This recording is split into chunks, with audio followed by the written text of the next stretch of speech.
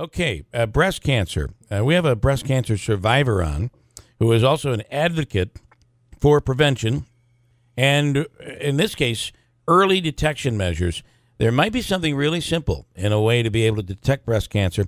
And Christine Handy is on the line right now. Christine, good morning. Thanks for taking the time this morning. Good morning. Yes, I'm a big advocate for early detection. So how did you feel when they came out and said, well, we originally told you to get tested every year, but now we're saying that's probably a little too much. Only do it maybe once every 5 years.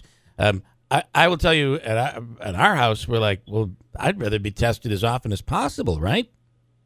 Yeah, no, that was an angry day. Yeah, I'll bet it was. Yeah. Well, for somebody that's had breast cancer, that's the insurance companies and using their power You bet. for the protection of the human being. So, Yep. yes. You're absolutely right. Today, but hopefully that will not.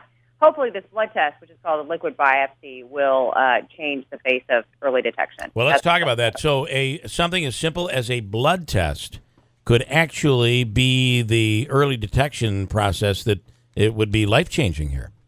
It would be life-changing for a lot of people. It would be very early detection for breast cancer.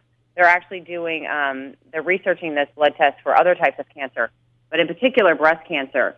And when the first sign of cancer enters your bloodstream, it's possible that with this blood test, they can detect it.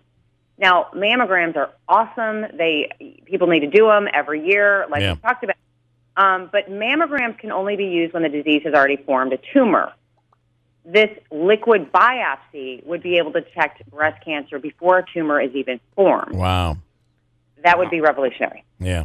And how long are we away? How far are we away from this becoming the norm, something as normal as a mammogram? Well, they're doing a lot of clinical trials right now. They have been researching it for many years. It's just starting to come out in the news. I would say probably from my research, 5 years. Okay.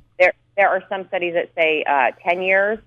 But some hospitals in the United States, like MD Anderson and in particular Johns Hopkins, are using it in clinical trials right now, not just for early detection, but more specifically for the progress of later stage cancers.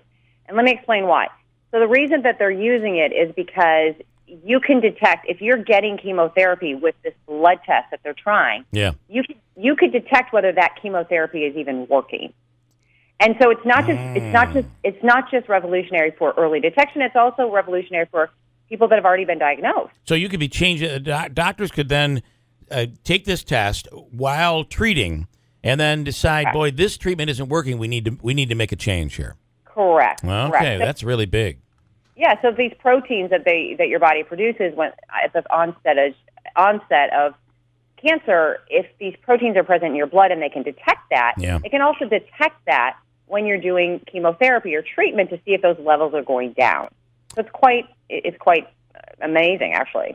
Wow. And what's your story? You're a breast cancer survivor. Yes, I was diagnosed at 42. In fact, I was diagnosed October 1st, 4 years ago, and I went through 28 rounds of chemotherapy. And I have no family history of it, and I don't carry the BRCA gene.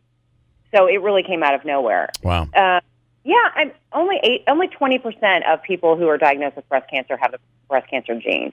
Well, there's so much talk about it's the foods we eat, it's the chemicals in our foods. I mean, you wonder, does this play a role? And then you keep hearing about, well, it's, I have the gene. But when you say it's really only 20% of the cases, that leaves another 80% out there that's being caused by something. Caused by something, yes. Yeah. There are a lot of hormones in our foods. I'm not a doctor. I cannot say what's causing it. I wish I knew. Yeah. But and there's a lot of younger people getting diagnosed each year. There will be 250,000 women in the United States alone diagnosed with breast cancer this year. That's 250,000 too many. Yeah. All right. Well, listen, this means a lot. This would mean a lot to people. The quicker they can move on this, the FDA, the better it would be, I would assume. And boy, the future holds great things when it comes to early detection of not just this form of cancer, but others. And it looks like we're onto something here. So absolutely. By the way, tomorrow is a very special day. It begins Breast Cancer Awareness Month, I believe. Yes, it's tomorrow. Yeah. month of October. So, all right. Thanks so much, Christine, for coming on. Thank you. Okay.